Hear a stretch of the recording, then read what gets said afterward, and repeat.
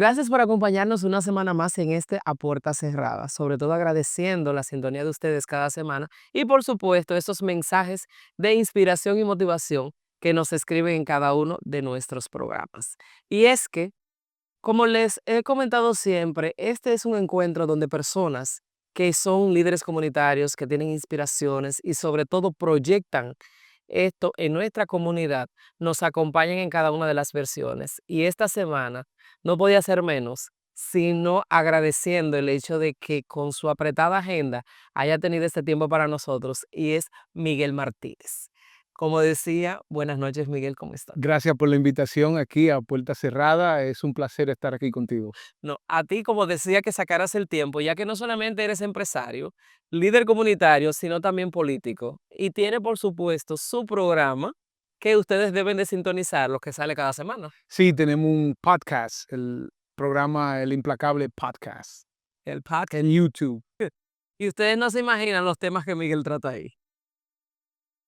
Diversos. Sí, diversos, pero sobre todo interesantes. Y es que Miguel, muchas personas, sobre todo no te quiero decir de la vieja guardia, pero sí personas que están bien establecidas, sobre todo en nuestra comunidad, en el ambiente político y comunitario, eh, son las que han tenido mucho impacto en tu vida. Sí, Así es que vamos a conocer cómo Miguel toma la decisión de incursionar en el ambiente no político primero, sino en la labor comunitaria.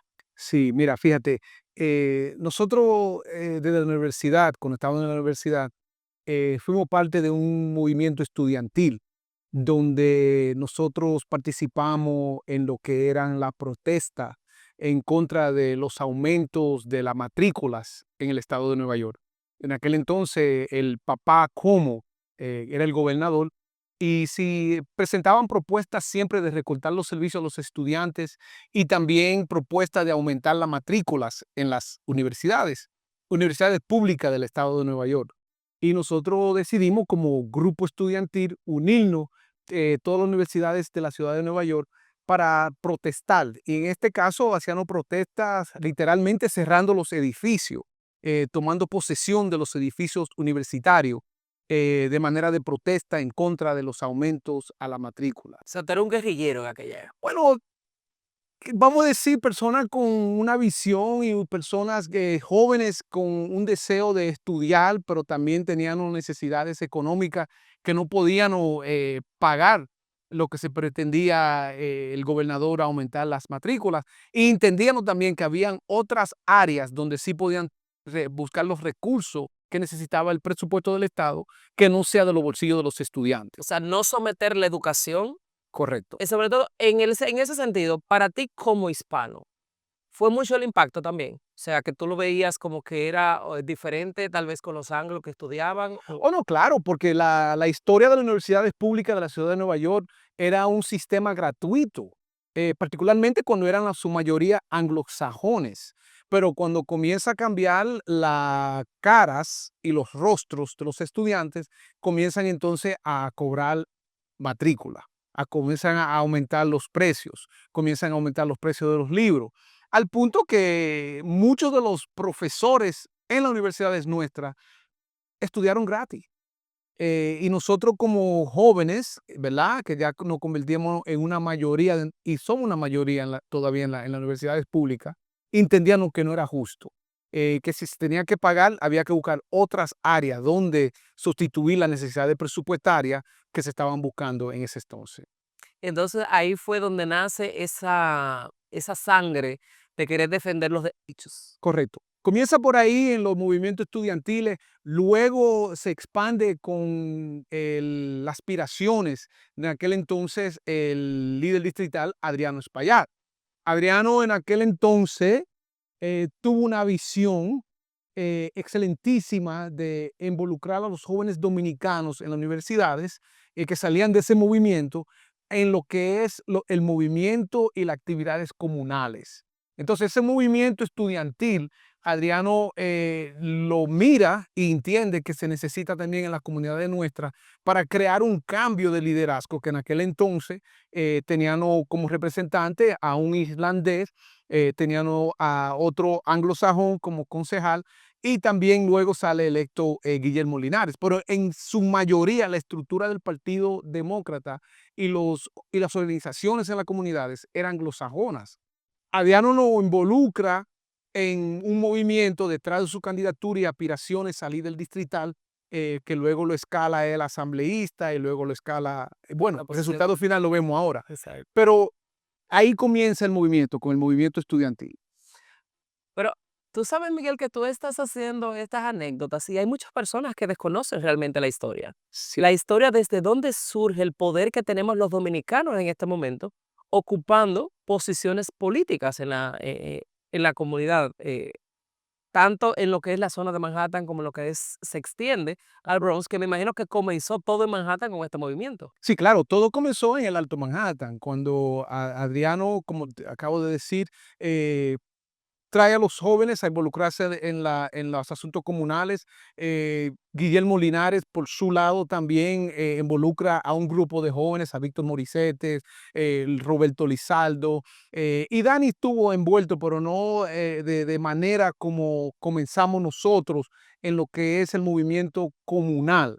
Y Dani trabajaba más en el movimiento político de República Dominicana, que trabajaba con lo que era con el PTD, uno de los movimientos comunistas de República Dominicana. Ese era el Partido de los Trabajadores. El Partido de los Trabajadores, exactamente. No es que yo sea muy, pero Sí, el Partido de los Trabajadores Dominicanos, pero como quiera, era un movimiento comunal. exacto. Entonces vemos como muchos de los líderes, Idanis, Lizaldo, Morissette, mi persona, María Morillo, Altagracia Ignacio, un grupo de jóvenes, nos involucramos en lo que es la comunidad, registrar votantes, entendiendo que para crear el cambio político tenían que aumentar la registración de los dominicanos en el Partido Demócrata para que puedan votar. ¿Y cómo llegaron ustedes a ese consenso? A ese consenso de tomar la decisión que todavía ahora es un poquito cuesta arriba, el hecho de tú salir a tocar puertas, de captar votantes, y me imagino que en esa época era mucho más difícil por el tema de la credibilidad. Bueno, en aquel tiempo era realmente un movimiento de masa, un movimiento de salir a la calle, pararnos en las esquinas con mesas para registrar votantes, hablarle a la persona de la importancia de registrarse a votar, de decirle que somos una mayoría, pero no tenemos la representación, educar a la persona de cómo votar. Se hicieron videos, literalmente videos de cómo una persona entra a la máquina de votar y cómo hace la función la máquina para votar. Wow, cómo hacer la selección, la Cómo se hace casilla, que elecciones, todo. imagino que ha cambiado también en el proceso, ¿o no? No, el proceso ha cambiado bastante porque ahora es digital. Antes eran máquinas con unos manubrios, literalmente, que se movían. Ahora todo es digital. Entonces, fue un proceso interesante porque también se educaba a la persona de si tenemos representación, también tenemos personas que nos puedan defender en el área de educación, en el área de vivienda, en el área, especialmente de educación, porque el momento, acuérdate que en Washington Heights, en esa área había un problema serio de la policía y comunidad. Y una de la visión, de nuevo, que hay que darle crédito, que tenía Adriano, era de involucrarnos y nosotros infiltrar toda la estructura de poder o donde se toman las decisiones, ya sea el concilio de la policía, las juntas comunales y la junta de educación. En aquel entonces había un panel de personas que se elegían para hacer tomar las decisiones dentro de educación. En cada área teníamos personas de la comunidad que salían electas o se convertían parte de ese cuerpo donde se tomaban las O decisiones. sea, que Adriano fue quien encabezó, vamos a llamarlo así, la toma de decisión de que hubiese un representante en cada uno de estos movimientos. Sí, Adriano hay que darle el crédito por eso. Adriano hay que darle el crédito por tener esa visión de entender que para crear cambio teníamos que ubicar representaciones nuestras en las diferentes juntas de la comunidad que tomaban decisiones, como la junta comunal, si van a rezonificar a la hora que se mueven los carros para los parqueos, si van a entrar un negocio nuevo cerca de una escuela, si va a haber un liquor store. Lo mismo es cierto con la junta de educación, si van a el movimiento de traer más educadores dominicanos sale de ahí. En ese caso teníamos a Roberto Lizaldo como miembro de la Junta de Educación. Roberto también pertenecía a la estructura política comunal nuestra, ¿no? Del Club Demócrata del Alto Manhattan. Y realmente podemos decir que Adriano fue el que tuvo la visión de penetrar y tener representación en todas esas áreas que no la tenían, ¿no? Tú sabes que, claro, este programa no es dedicado a Adriano, vamos a llamarlo así, pero sí lo bueno es que se destaca el trabajo que ha realizado. Claro, claro. Por eso, esto está sirviendo de que muchos de los jóvenes que en este momento están viendo lo que tú estás comentando entiendan por qué se admira tanto a Adrián Espaillat, Sí. por la posición en la que ha alcanzado y en la que está en este momento. Bueno, es nuestro, bueno, es nuestro primer representante En el Bronx. en la Asamblea. Bueno, Fue el primer representante en el Senado estatal y ahora es el primer representante en el Congreso. Pero antes de eso fue el primer representante nuestro en el Concilio de la Policía y fue el primer representante, uno de los primeros representantes en la Junta Comunal. Ese es el trabajo que mucha gente no sabe. Ahora, el peligro que tenemos ahora en nuestra comunidad es cómo expandemos, cómo continúa el liderazgo y que no nos convirtamos en lo que luchamos en que contra. no sea el retroceso, si no valga la pena todo el esfuerzo y esas puertas que ustedes juntos abrieron para llegar a que ahora hayan dominicanos ocupando estas posiciones. Correcto. Entonces, yo sé que ya después de tú estar dentro con la emoción de conocer, que otro punto a destacar es que gracias a estos movimientos y la integración de ustedes, la comunidad se entera de lo que pasa realmente en el interno. Correcto. Porque tú sabes que muchas veces simplemente llegamos a un sector y vivimos. Ujú. Más como no está ligado a lo que nosotros hacemos en el día a día, no nos interesa cuáles son las decisiones que se toman o no le prestamos atención. Sí. Pero eso llevó a que esa lucecita de alerta, todos los moradores estuvieran pendientes, ok, la policía está haciendo, educación está haciendo, transporte está haciendo. Correcto, y de ahí surge que antes nada más había un solo precinto, el 34. Cuando sucede lo de Kiko García y los disturbios que hubieron en el Alto Manhattan, eh, por el movimiento y la organización que hubo, construyen un segundo precinto para que no sea un solo precinto y tengamos más policía en la comunidad. Surgen que se construyen más escuelas. Muchas de las escuelas que están ahora no estaban en aquel entonces. Se ve que en la Junta, en el Departamento de Educación, comienzan a emplear más dominicanos, porque hay más niños dominicanos en las escuelas. Vemos que en lo que es las universidades, la universidad ahora tienen lo que es el Centro de Estudio Dominicano. Entonces, todo eso es resultado de un movimiento comunal que surgió de muchas personas. Hay muchos activistas comunales ahora mismo, Carmen Roja, Tirso Piña, no, perdón, de Jaime Biolú, una serie de personas. Y comienzo a decir nombres, se me va a faltar uno y me van a decir, no, Senate, pero muchas personas, activistas. Pero te digo honestamente, Miguel, que yo te escucho hablar y me da hasta, a mí misma me da nostalgia, no sé a ti. Mm, O sea, porque yo me transporto a esa época y me pongo y pienso, ¿cómo estaban tal vez cerradas las oportunidades? Y cómo de repente todo cambia, todo se transforma, nos damos cuenta de que podemos resurgir y que podemos obtener respeto correcto. ante muchas comunidades adicionales. O sea, estamos hablando de que nosotros como dominicanos, pero Mm. tal vez estaban primero los boricuas o estaban los mexicanos o los guatemaltecos, qué sé yo. Que ese es el peligro que tiene nuestra comunidad ahora mismo, lo que tú acabas de describir y decir. El peligro de nuestra comunidad es que no va a suceder o no puede suceder lo que pasó con los puertorriqueños en el Alto Manhattan, porque ya el puertorriqueño en el Bronx sí tiene instituciones establecidas. Pero lo que le pasó a los cubanos, lo que le pasó a los irlandeses y a otros grupos étnicos que vivieron en el Alto Manhattan y luego los dominicanos se convierten en la mayoría. Ahora los dominicanos nos estamos desplazando hacia el Bronx, pero no estamos dejando una huella en el Alto Manhattan. No hay un centro cultural, no hay algo que podamos decir, aparte de los nombres de las diferentes calles, que en cualquier momento puede venir otro grupo étnico y decir, no, vamos a cambiar ese nombre. Ujú. Entonces eso no es permanente. No hemos dejado ni una seña de permanencia de que ahí vivió una colonia de dominicanos, una diáspora de dominicanos, porque nos estamos desplazando al Bronx. Pero entonces en el Bronx, ¿qué estamos haciendo también? Nada. Este, pero, perdón que pensemos alta. ¿Qué hace falta en Washington High para que esto precisamente no suceda? Bueno, lo primero es que Dije que estamos a peligro de convertirnos en liderazgo, En extinción. no, el liderazgo convertirse en lo mismo que luchó en contra.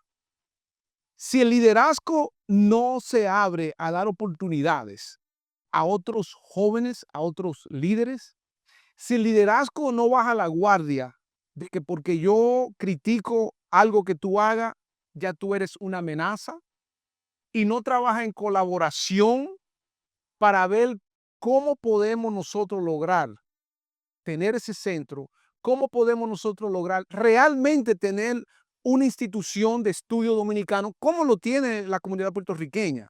Nosotros tenemos un centro de estudio dominicano, pero realmente no es un centro con un currículum académico que enseña la historia dominicana, desde República Dominicana al dominicano aquí en Estados Unidos. Eso lo tiene la comunidad puertorriqueña, eso no se lo quita a nadie. Pueden venir políticos tras políticos y eso se queda permanentemente. Tienen centros culturales, tanto en el Bronx como en el barrio. Ujú. Nosotros aquí en el Alto Manhattan no tenemos nada de eso. Entonces, el liderazgo tiene que cuestionarse. Ahora mismo que es una mayoría legislativamente, Exacto. tenemos más de casi 10 legisladores y cada uno está luchando por su propio pastel. De manera independiente. Entonces, tú que en esa época, ustedes sin recursos, Ujú. sin conocimiento, sin experiencia previa, pudieron alcanzar todo esto que tú me cuentas. En este momento que contamos ya con un background, con experiencia, con esos líderes que en aquel momento lucharon y que todavía, gracias a Dios, están con vida y pueden servir de guía y asesores, eh, y pueden nutrir con información, con conocimiento a los jóvenes que en este momento tienen esos escaños. ¿Por qué es que no se dan oportunidad a los jóvenes o es que ya la primera generación dice, ya yo hice, es momento de que ustedes sean lo que hagan? No creo, creo que lo que falta es realmente buscar esos talentos de jóvenes que tenemos muchos y traerlo a la mesa y convertirlo en que sean parte de esa solución. Por ejemplo, en el Alto Manhattan, cuando tú cruzas la 207, se ha construido casi una ciudad nueva de los edificios que se han construido ahí. Ahí no se negoció un espacio para un centro cultural para la comunidad, Ujú. sino se negoció un centro, un espacio para una organización sin fines de lucro que ni de la comunidad es. ¿Me está entendiendo por dónde voy? Claro. Eh, Se han construido X cantidad, olvidémonos de cuánto van a pagar los inquilinos de renta, porque ese es otro tema totalmente diferente. Sí, que se sale del presupuesto de lo que... Es un tema diferente, pero cuando hablamos de permanencia nuestra en nuestra comunidad, ¿cómo es posible que se han construido más de 15 edificios en el Alto Manhattan y ninguno de los espacios comerciales o comunales se hizo como un agradecimiento a la comunidad dominicana o un reconocimiento a la comunidad dominicana, no tanto agradecimiento, un reconocimiento a la comunidad dominicana para un centro cultural? ¿Y tú sabes qué es lo más penoso de todo? Que quienes votaron a favor de que eso se construyera, habían dominicanos y no pensaron. No, vamos, la cosa dicen clara, fue el concejal del ARCA y Dani Rodríguez, apoyado por el congresista Espaillat, luego entra Carmen de la Rosa, Exacto. pero tampoco hace el esfuerzo para cambiar lo que se hizo o renegociar con los constructores para ver qué podemos darle a la comunidad. Eso es algo que se hace en todas las comunidades. Entonces, tú quieres decir que a la vez nos estamos simplemente preocupando porque yo estoy haciendo ciertas actividades o ciertos, facilitando ciertos espacios o teniendo presencia donde me conviene, más no donde realmente soy necesaria. Ya hemos visto algunas facetas, ya hemos conversado como como el soporte que viste en la comunidad cuando fuiste guerrillero, o sea, en esas luchas por el derecho a la educación, por el derecho a tener recursos, en colaboración con Adriano Valle en aquella época. Pero todo esto surgió también debido a las necesidades que tenía la comunidad.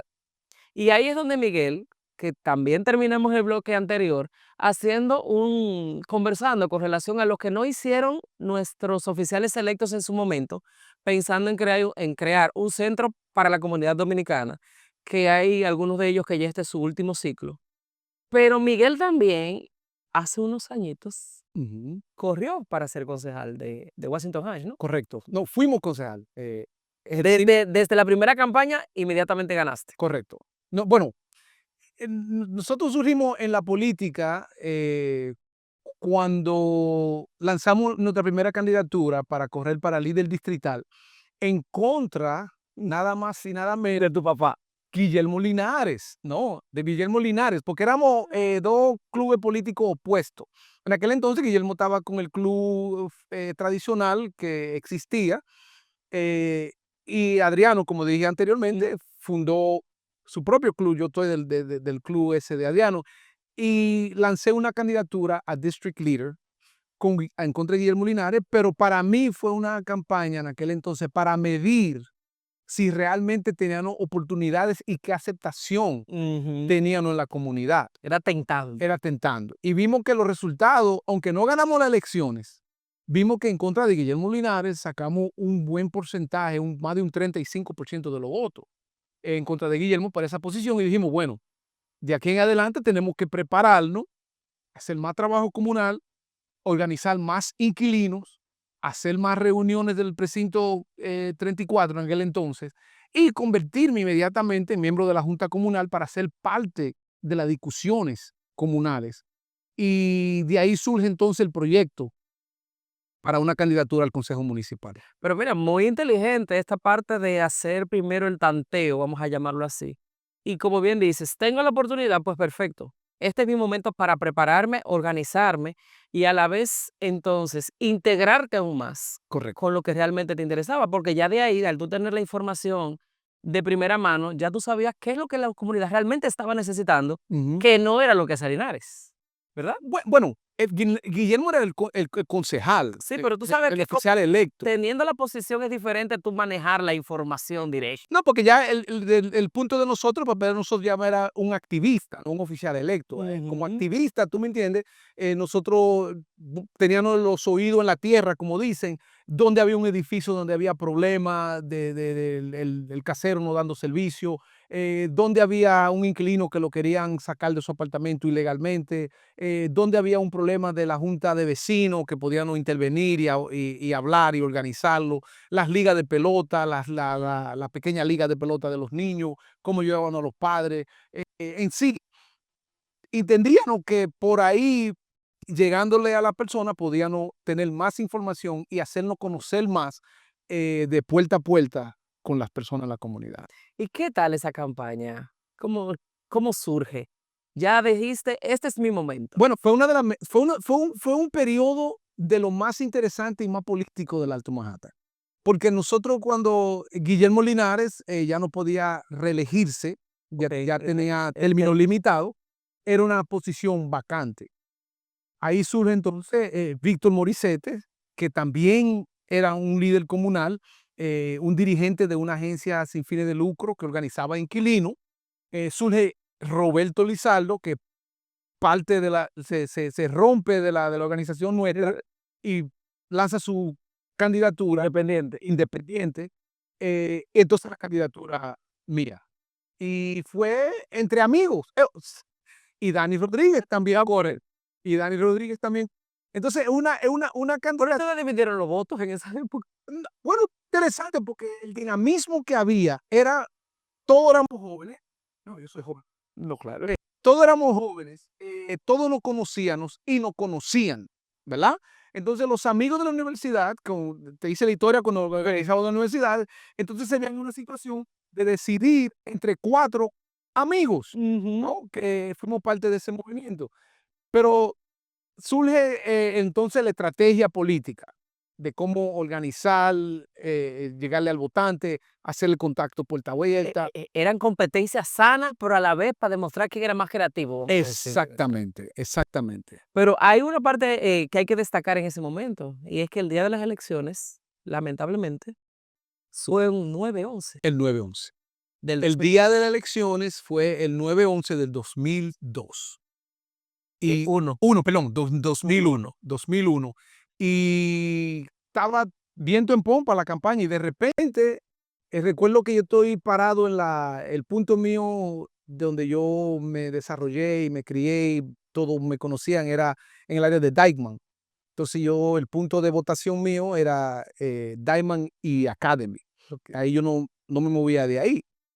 Y de repente uno de los muchachos, Rafael Escaño, recuerdo, me dice: Miguel, se acaba de estrellar un avión.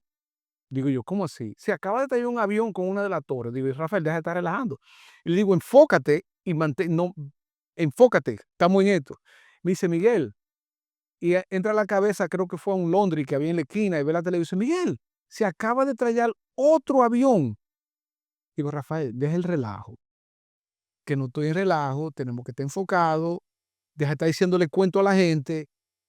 Y después le entró como una ansiedad. Y Miguel, se cayeron, se cayeron, se cayeron. Que yo tuve que ir donde él y ver la televisión y me quedo paralizado. Wow. Cuando vemos el anuncio, vemos la noticia que se cayeron la Torre Gemela. Ahí nadie sabía qué hacer. Una hora después anuncian que las elecciones están suspendidas por los hechos que acaban de ocurrir y todo el mundo se queda ya como, ¿y ahora qué pasó? Y fue un momento que nunca olvidaré con lo que sucedió ese día. No perdiste Porque nada. al momento, ¿no? Al momento que suspenden las elecciones, los aviones de guerra Sí, no pasan por encima y o sea, que usualmente el avión ya está como a 5 cuadras y después que tú oyes el sonido. Y fue algo que todo el mundo se quedó como, oh, estamos en guerra. Entonces entró como un pánico. No entró Sí, como un porque fue pánico. inesperado. Sí, no entró como un pánico porque nunca en la vida nosotros hemos experimentado o nadie ha visto que no haya estado en la milicia estos aviones, especialmente en la ciudad, entonces volando bajito, Ujú. entendían, nos dijo, aquí nos están invadiendo. Entonces todo el mundo lo que quería era coger para su casa, los voluntarios se fueron para su casa todos, ella buscando a sus hijos, buscando, tú me entiendes, había un pánico en la ciudad. Y un caos también, Exactamente. porque día de semana, o sea, habían clases, Sí, habían clases. los niños, bueno, estaba Era la iniciando el año primaria. escolar Sí, también. exactamente. Fue en septiembre, Y, principio de septiembre. y entonces, Bueno, hoy al, mismo, septiembre 11. no, o sea, los Sí, niños, sí, sí. cuando esto surge, que paralizan las elecciones, ustedes se quedaron igual esperando qué decisión iba a tomar el No, Estado, la ciudad. de inmediatamente se tomó la decisión, eh, en una reunión al otro día para cambiar estrategia electoral. Que había que cambiar la estrategia electoral donde tenían que ser sensible, haciendo campaña, tenían que ser sensible a lo que había sucedido, pero recordándole a la gente que hay elecciones. Porque luego al otro día dijeron que la elección iba a ser en una semana después. Ok. Entonces querían ser sensible a lo que sucedió, no ofender, pero también dejándole saber a la persona que había elección. O sea, yo me imagino que eso, la parte automática de trabajo, espérate, no nos podemos dejar caer, pero entonces tenemos que demostrar que estamos unidos. Entonces ahí hicieron una fusión entre bandera dominicana, estadounidense. Me lo estoy. So, Estamos unidos como dominicanos al dolor norteamericano, pero como americanos que somos ahora, teníamos que seguir nos duele, cumpliendo, nos exacto. duele esta patria y la mejor manera de demostrar que somos patriotas es votando. Entonces, ese era un mensaje que queríamos llevar a la gente. Recuerdo que la planificación y cómo se hizo todo, inmediatamente cambiar la propaganda, Sí, y la línea. tocar puertas de nuevo, se acabó el dinero, se acepta otra vez una semana más. Fue muy interesante. Ha sido extraordinario realmente toda tu experiencia, o sea, tu vida, tanto en el ambiente comunitario como en el ambiente político. Y después que surge esa gran confianza que te da la comunidad dominicana en ejercer el derecho al voto para que tú fueras electo, ¿qué te hizo sentir a ti? ¿Más comprometido aún con el trabajo que hacías? ¿Hiciste tú algo diferente en la comunidad en aquel momento? Mira, nosotros cuando salimos electos hicimos un compromiso de que inmediatamente iban a involucrar a la comunidad en buscar la mejor manera de canalizar los recursos municipales a la comunidad.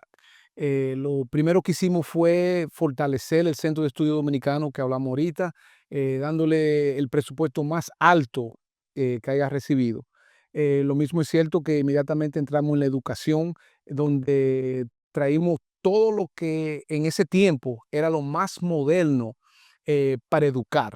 La pizarras electrónica, el sistema para que el maestro tenga más acceso a la tecnología.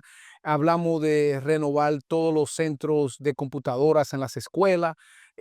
También traímos a ciudad, no solamente comunidad, el primer o la primera iniciativa antiviolencia doméstica, donde todas las organizaciones que luchaban o luchan para o en contra de la violencia doméstica recibieran un fondo anual para fortalecer o aumentar los servicios que dan a las víctimas de violencia doméstica.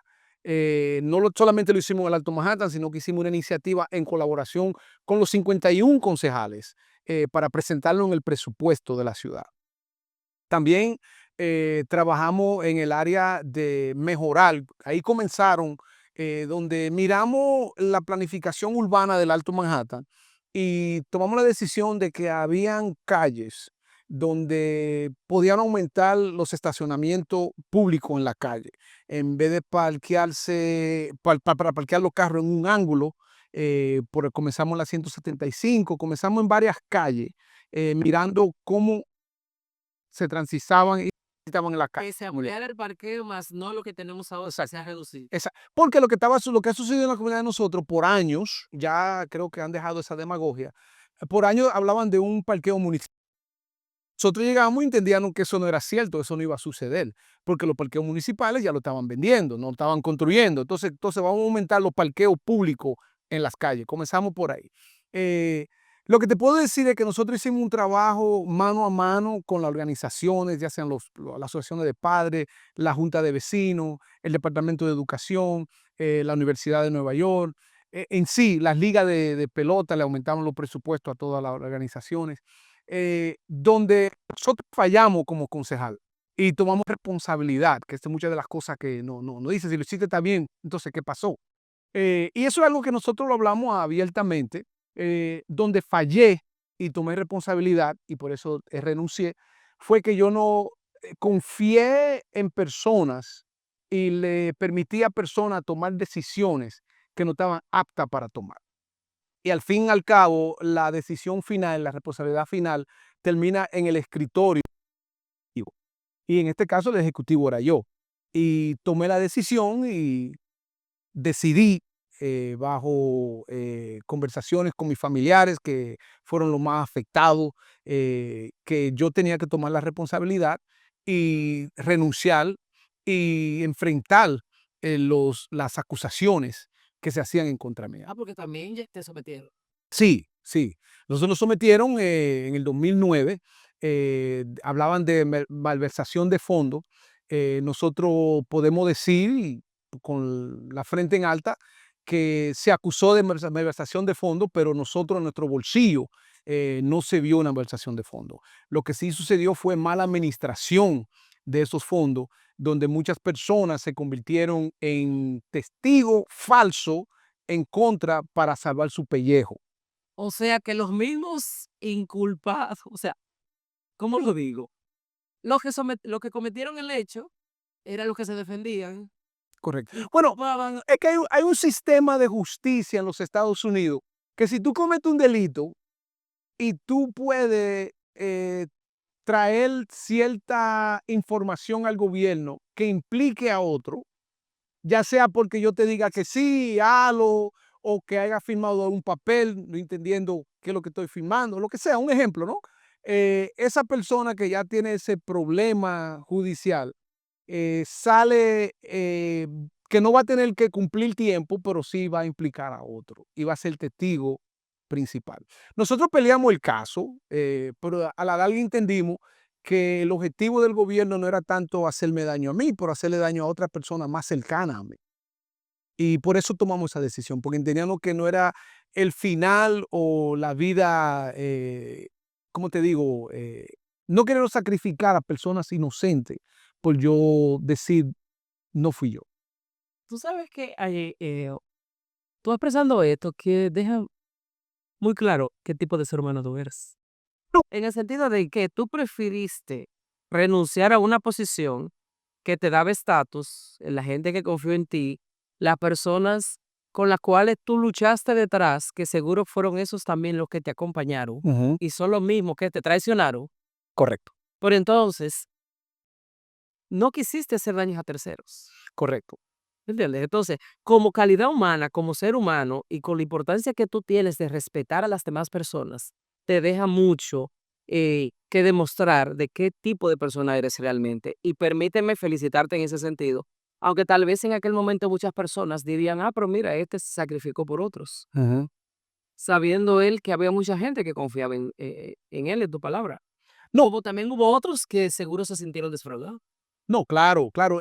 Y a esas personas en varias ocasiones le hemos pedido disculpas, le hemos dicho que tomamos responsabilidad por los actos que me acusaban, pero a la misma vez le expresamos que de ninguna manera hicimos algo que violó el compromiso que hicimos de traer los recursos y hablar por la necesidad de nuestra comunidad. Porque si podemos ver el récord el legislativo como de los recursos que trajeron, se puede contabilizar todo lo que se hizo por la comunidad. Pero te digo algo, Miguel, y es que hay veces que son puertas que se cierran. Y se abren ahora. Más grandes las deseas.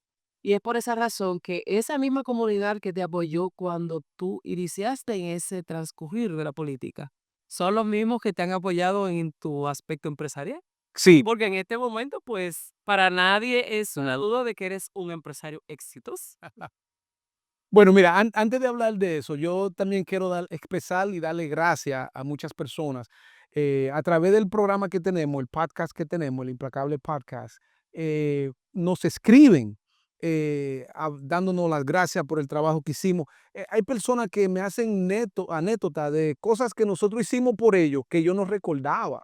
Eh, Hay personas que todavía no escriben dándonos las gracias por el servicio que hicimos, que todavía tienen la confianza y creen en uno. Y por eso le damos las gracias porque el trabajo lo demostró. Ahora en la otra etapa que estamos de empresario, entre comillas, porque como está la economía, no sé, como empresarios estamos en el área de los supermercados. Tenemos un supermercado exitoso aquí en el Bronx, nuestro primer supermercado. Es un proyecto familiar donde personas han invertido y han creído en mí y lo estamos llevando hacia adelante. Eso quiere decir que desde Manhattan, que lo formaron, le dieron la oportunidad de crecer y desarrollarse, señores, ahora es en el Bronx donde nosotros estamos disfrutando de los frutos. Porque ella aquí, con toda esa experiencia que ha tenido, nos demuestras en el día a día que realmente te ha superado, que ha crecido, cómo conoces a la gente y sobre todo las necesidades que tienen. Correcto. Y como te decía, en este momento, oye, tú puedes dar la dirección del supermercado para que las personas que están ahí conversando, viéndonos, se identifiquen con Miguel y vayan y le den su saludo. Y sobre todo su apreciación. No, no, es interesante porque muchos clientes, especialmente esas personas que se han mudado de Manhattan al Bronx, cuando van allá y siempre estoy adelante en el piso, se quedan mirándome y me dice, yo como que te conozco, yo te he visto, ¿de dónde que yo te he visto? Y lo dejo, me quedo callado, no le digo nada. Y vuelven al otro día, ah, pero si tú eres Miguel. No, y le damos gracias porque muchos nos reconocen y tenemos el mismo sistema de trabajo. Si una persona necesita una ayuda, colaboramos con las organizaciones, con las iglesias, los centros de ancianos, cuando tienen sus actividades, porque hay que siempre apoyar a la comunidad y dar, porque tú das $5 y la venta son de 20 la próxima que viene. Por eso siempre tenemos ¿Cuál es el supermercado, Miguel, que tú me estás barajando? Dile a la gente, que nos fiamos. coge feado por el contrato, lo que va. No, no, no, no. Relano, estamos en el 160 de Melrose, en la 156 y Melrose. Te digo así porque hicimos un programa con los bodegueros, con Frank, Y estaban hablando del FIAO, del sistema de FIAO, y se me quedó eso en la mente. No, pero es que tú sabes que la gente también necesita encontrarse con personas con las cuales son afines Ujú. y que entiendan las necesidades que tienen los demás. No solamente por el hecho de pedir, porque hay veces que hasta con el hecho de tú prestarle 2 minutos de atención, Correcto. ya estamos transformando sus vidas. Sí, entonces, ese ser humano que durante estos años luchó por lo que somos hoy los dominicanos en la comunidad de Washington High, es el dominicano que aún permanece y es el que ustedes siguen queriendo, porque también, es como yo le decía, te necesitamos ocupando una posición política. Miguel, muchas gracias. Gracias a ti por la oportunidad. Seguiremos compartiendo con otros íconos de nuestra comunidad. Así es que en nuestra próxima entrega de A Propósito de Nada.